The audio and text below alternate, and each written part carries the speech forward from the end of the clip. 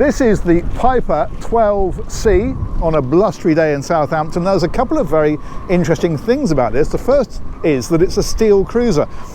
Everything you see that's grey is 8mm thick steel. Everything you see that's cream is 6mm thick steel. So a very solid, chunky boat. And the other interesting thing about it, I assumed it must be Dutch being a steel cruiser. It's not, it's British. They make these in Stoke-on-Trent. It's very, very good for inland cruising, but in fact, you can have this as a Category B offshore spec if you wish. Category C is standard. There's just a few changes they make to bring it up to Category B if required. But yeah, it's an interesting boat and very, very good for inland cruising. Just a nice, open, comfortable, lovely place to be. So we're going to head on board and we are going to do the full tour.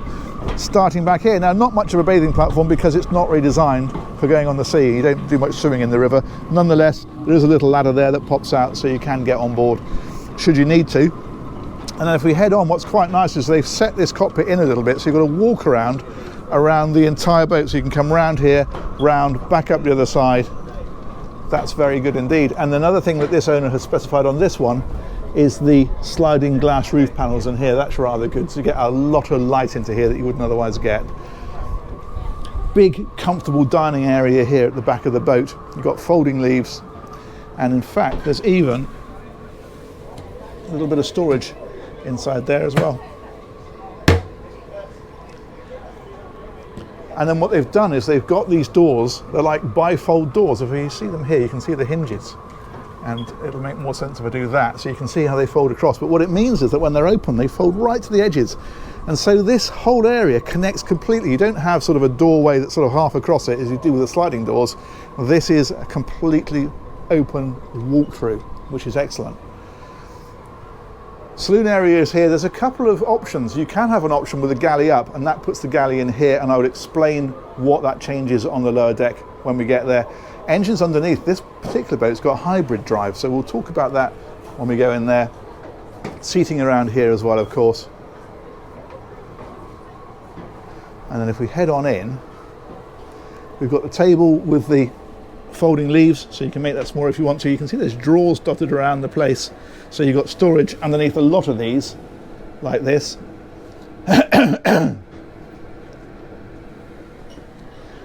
And another interesting thing is this seat. This is quite a popular idea now. So you have forward-facing seating here when you're underway, and then when you're stopped, you just lift this base here and do this. It's quite tricky with only one hand, but hopefully, yeah, there we go. That drops down like that. Very simply makes that into aft-facing seating that links up to the dinette. There is side door on this one next to the helm. That's a very useful feature. And then the helm position itself is just here. Nice big comfy helm seat, isn't it? That's brilliant. And look at this wheel. That's lovely. We've got a multifunction display, not very big on this one because of course it's designed for inland use. Not too difficult to navigate, you just stay in the middle of the river.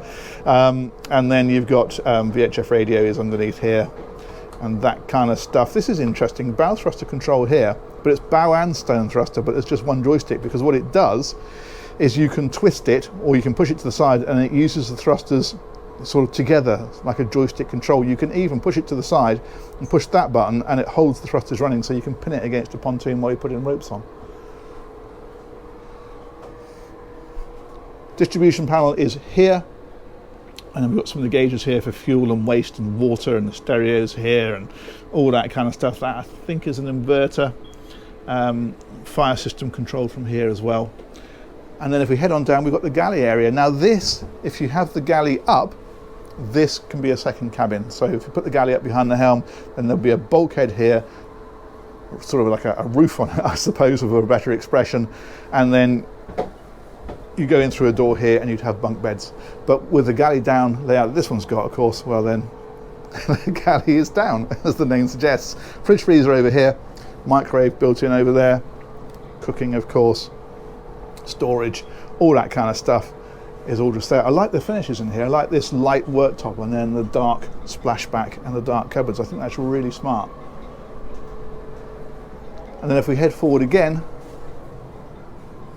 just the single cabin on this layout. As I say, you can have the two cabin layout if you prefer, this is what this one's got. And this is very popular for inland cruising because a lot of people have these outside their homes on the Thames and places like that.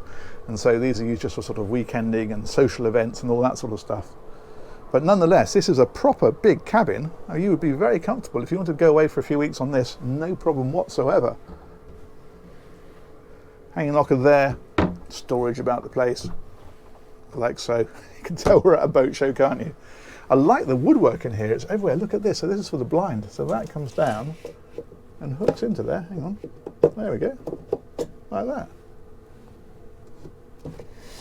It's nice, isn't it? It's nicely done. More storage over here, and then the other thing you have over on this side is the heads. So that is the day heads. It's actually accessed from here during the day, and at night, of course, you've got the ensuite access straight through from here. Loo, basin, and a completely separate shower area down there. Again, really like the finishes that they've used. That looks really nice.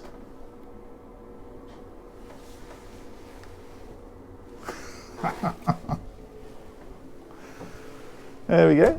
You might wonder about this. That is an emergency step to help you step from the bed, 1 foot on there, and out the hatch if you ever needed to. You would almost certainly never need to, but it's there if you did. Okay, we need to talk about the engines, particularly as it's a hybrid drive, and we need to have a little wander around the outside. So, I'm going to show you this first of all, because in here there's a massive storage void, and if you wanted, for example, a washing machine or extra refrigeration or a freezer, anything like that can go in here because it's huge. Look at this. And also there's a huge battery stack. You can just see the top of it there. And that, of course, again, is to do with a hybrid drive system. But yeah, a ton of space in there for things, isn't there? That's brilliant. Okay, let's drop that one back down. There we go. I'll come back up here, and then the engine access is, oh, back here. I'm thinking, I know I've seen it somewhere.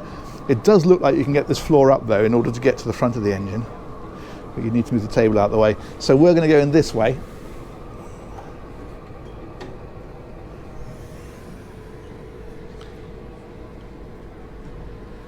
And there we go. Now what we've got in here is a Nanny 85 horsepower diesel, and it's giving the boat about 9 knots flat out, cruising at about 6. But there is an electric engine as well. It's a 10 kilowatt electric engine, and in fact, I'll see if I can get in there and show you where it is, because it's quite cunning.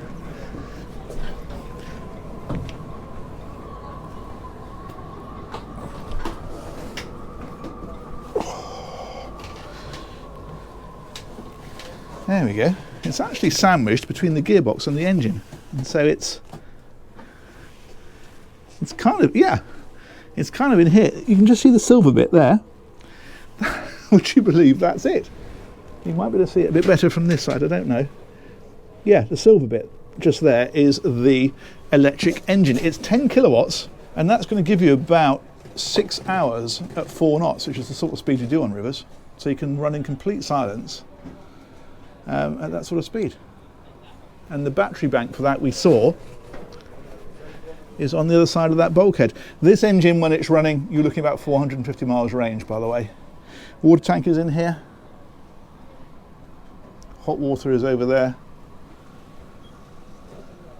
And this is actually a huge, huge area down here for storing gear and other bits and pieces. Fire system as well.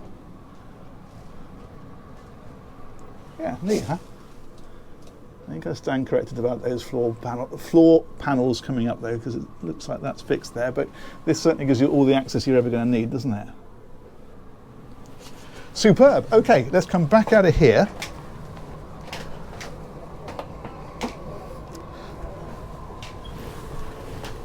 There we go.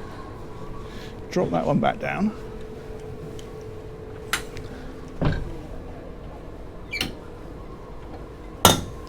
And the last thing to do is wander around the decks. And that's this away. Now, one of the things to mention is the solar panels, because they are rather neatly integrated into the roof. There we go.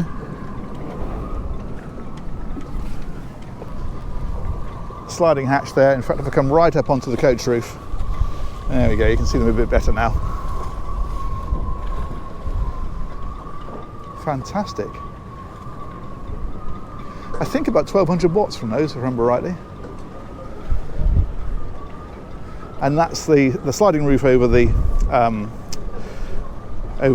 saloon area at the front, but that is the sliding roof that we saw over the cockpit right there at the back. You can see the tracks that it slides forward on. Then up here, just a nice big flat area on top of the cabin. Look how rough it is here. Oh dear. And how grey it is. It's going to pour with rain, isn't it? I can feel it coming. Okay, let's step down here. And I think this is as good a place to end as any. That is the Piper 12C. Massive thanks to Boat Showrooms, they organised that tour. Sorry about the weather. Let me know what you think of that one in the comments, and we will catch you on another one of these very soon. Take care. Bye-bye.